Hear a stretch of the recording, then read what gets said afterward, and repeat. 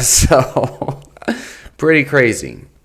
So the next kind of myth, and this is going to relate back to exercise science again, is this idea that high intensity cardio or high intensity training, the higher intensity that you train, the more energy is derived from carbohydrates or glucose, okay? And that you need to eat more carbs to fuel that type of training, okay? So first and foremost, okay, it's weird how this is such a mainstream kind of idea, and it's spoken like in absolutes in textbooks, that, you know, basically once you reach whatever it is, 70% of your VO2 max or whatever, and you go over that your body is switching over to predominantly burning glucose for fuel, right? The problem is, number one, the studies it's based upon, okay, were the studies mostly done on elite level endurance athletes, or were they done on sedentary individuals or recreationally trained athletes? That makes a huge fucking difference, because the more your body is trained and conditioned to endurance sports, the higher the percentage of fatty acids are going to be oxidized at higher intensities of VO2 max. So what that means is, even on a high carb diet, if an endurance athlete has been training all their life, or for, let's just say, 30 years of their life for long distance running, or for sprinting even, evidence is pretty clear that your body starts to adapt to being able to burn more body fat at higher intensities, okay?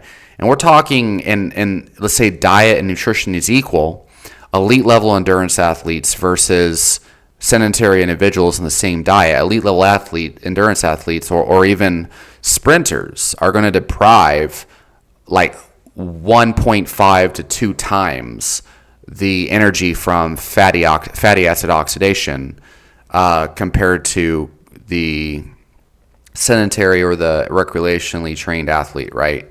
Because one of the primary adaptations to endurance training, or even just cardiovascular training in general, even sprinting over time, is the body becomes more efficient at partitioning fuel sources or fueling with certain fuel sources, burning certain fuel sources as energy, okay?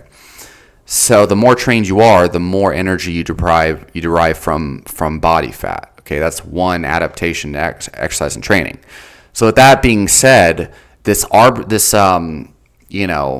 cookie cutter intensity zone range that they use for burning more, for what sources of energy your body burns, what substrates at different intensities for exercise, it shatters already. And that's with high carb diets, just your level of adaptation to training.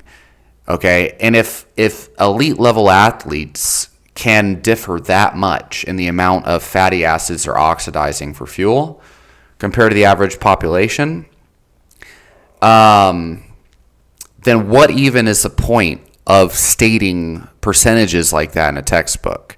Really, I think it's mostly to give guidelines as a practitioner and to kind of assume we know what we're talking about, I guess, right? Because we got to have some kind of practical guideline, right? So we might as well assume that the evidence is pretty clear, Just crazy, man. It's just crazy. So that already is pretty damn crazy, right? That's on a high carb diet, just differing the training levels. So now it gets even more crazy and messed up, okay?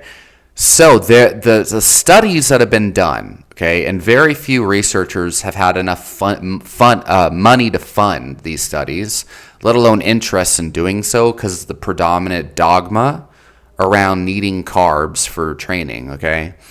The best studies on the subject, in my opinion, Stephen Finney and Jeff Volek, okay? These studies that they've done have been heavily, so first of all, very unknown, largely unknown to most mainstream people who don't even read freaking research or don't care, and just assume the mainstream is all that there is, mainstream paradigm. But I think I have one of their books right here. Imagine that. Oh, look at this, I do. Highly recommend for those who are skeptical, like, please read this book. Everyone wants to leave comments down below and argue over things like this, and really it's funny because they're only arguing based on the mainstream crap they've heard, not stuff they've questioned and researched like myself. This book is by Jeff Volok and Stephen Finney, and it summarizes a lot of the research they did up to this point. They did way more after this. They basically highlight, it's like a meta review of all of the studies they've done together and the research they found. But anyway, basically what they found is when you go on a low carb diet, okay, and we're talking, it depends on the athlete, because the more trained you are, the more carbs you can eat while staying in a high state of ketosis. And a high state of ketosis in this regard is just defined as having over 0.5 millimoles of beta-hydroxybutyrate in the blood at a particular point in time, generally around 1 to 1.5 millimoles per deciliter. So the studies that they did on ketogenic athletes, okay, compared to, and these are elite level endurance athletes versus they're all elite level endurance athletes. One group following a high carb diet all their life. Another one adapted to a ketogenic diet for at least, I think it was at least 18 weeks or something. Some of them have been doing a ketogenic protocol for like three years or more. So what they found in this study is, the first one is that the keto adapted athletes, okay, actually oxidized. So they both had similar performances as far as top end speed and their ability to perform. Okay, there was no detriments in performance from the ketogenic athletes because they are competitive endurance athletes anyway.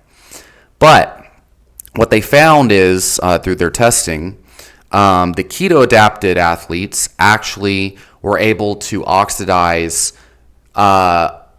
twice, like 2 times the amount in the highest oxidizing groups, 2 times the amount of energy from fatty acids than the high carb group, and the ketogenic adapted group actually was able to burn predominantly fatty acids for fuel at intensities of over 90% of the VO2 max.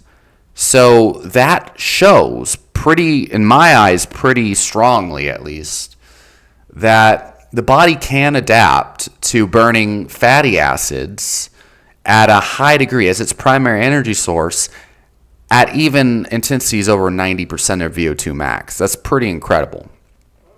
But what you'll see in a lot of, the textbooks and stuff is that there's just there is only one range that's absolute and standardized for everybody. Was it like once you pass 70% of your VO2 max, no matter what, you're always going to need carbs or whatever it is, right? That's simply not, it's just, I don't even know what to call that statement. Like, yeah, so, incongruencies and weird things like this that people just assume are true when you see, like, oh my God, like, if only these people knew, like, the counter evidence to this, right? The deeper parts to these stories. Things like this made me, like, because I don't even like to have conversations with people about science anymore. Because most people, they don't really research things. They just kind of repeat the things that they've heard, and the things that they've heard were just things that have been repeated from other people that those people heard, and like this long line of people who don't know what the fuck they're talking about, right? And when I say don't know what the fuck they're talking about, what I mean is they're speaking in absolutes and assuming there's nothing beyond it. And then when you try to question it or you try to explain, hey, there's actually more to the story, they look at you like you're fucking crazy and that you're some conspiracy theorist or some shit, right? The keto Illuma keto naughty or some shit. I don't know. Anyway, and I don't even follow a ketogenic diet right now. I mean, in the traditional sense. You don't need to follow a real ketogenic diet to be keto, right? But or in ketosis per se. But anyway, yeah. So, some other things they found in that study was that the keto adapted group actually refilled glycogen at the same rate as the high carb group post exercise. And the high carb group was given a high carbohydrate post workout shake to refill glycogen. I think it was some like 200 grams of carbs from like a mixture of fructose and dextrose powder or something. Whereas the ketogenic adapted group actually was given a fat bomb shake, right? And they found the equal refilling of glycogen between them both. And they found that glycogen, I believe, don't quote me on this one. It's been a long time since I've, really dived into this, but I believe that glycogen was actually measured through muscle biopsy. I don't even know if, but they had done a physical test to see how much glycogen was lost between the two groups. So, I've seen people try to debunk this. The very few people that care to do so. Most people don't even want to entertain that this is possible. They had said something like, well, of course, the freaking ketogenic group still refills glycogen faster.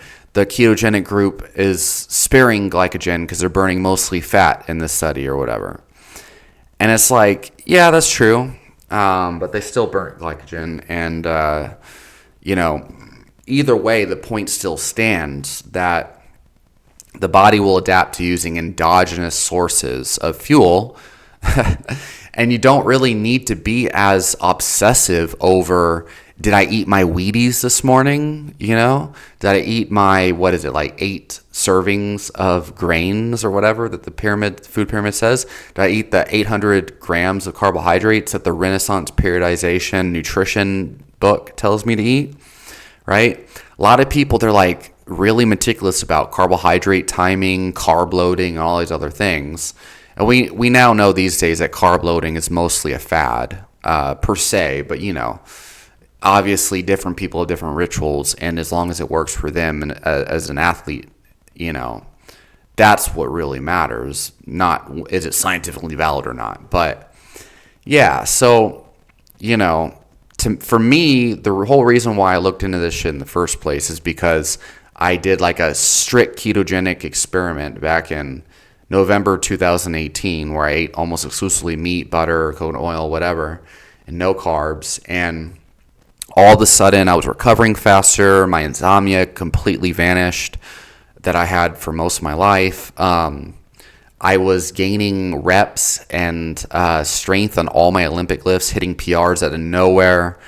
Some pretty crazy things started happening out of nowhere. And I was wondering to myself, how the fuck am I gaining reps and strength on high rep Olympic lifts and other things too, like my pull-ups started to increase if I'm not eating carbs, and that's supposed to be what my body's fueling itself with, right? So reading all this research made me realize, well, shit, seems like my body's actually liking this other fuel source better. And I know it's obviously not everyone's going to enjoy a ketogenic diet as much as I did, right? But these are just some myths, right? I mean, and look, I'm not saying keto is better. I'm just saying that what people kind of assume is correct about training in ketosis is not entirely true. So most of the research on keto adaptation that we have has shown that the body can create endogenously somewhere around 400 grams of glucose per day inside of itself, and we don't even know the upper limit because there's not a lot of studies that have been done in deeper ketogenic humans. But it seems rational to think maybe the longer someone is adapting to a ketogenic diet, the more endogenous glucose can be produced over time. But the whole point here is demand driven, okay? When the body is placed under a stimulus, okay, whether it's training, squatting every day, right? As we discussed earlier, or eating in a carbohydrate deprived state. We're not eating carbs exogenously. Whatever demands are placed on the body tries to adapt accordingly. So this idea that the body's fragile and, you must be meticulous about eating all your grains and cereals and drinking your Gatorade and all these other things that actually fund the research on carbohydrate dependence, by the way. This idea that you really, really need all these things is not entirely correct. But there's entire industries and books and nutrition companies that make profit and rely on this idea that you need carbs and you need to be strategic about your carb timing and all this stuff in order to survive, right? Or in order to, perform at a high level. So, yeah, and there's a lot of other things too in regards to this that I can get into. But yeah, some of the ways that the body can create carbs inside of itself, right? Because we said about 500 grams of glucose a day. So basically how this process works is when your liver is depleted of liver glycogen, okay? Because that's what triggers ketosis, is liver glycogen depletion. It tries to pull sources of glucose and glucose from other places, obviously, to refill the liver. But over time, what happens is the body starts to, obviously, it triggers the production of ketone bodies, which are... That's one. And that's still taught in a lot of the mainstream exercise science textbooks, right?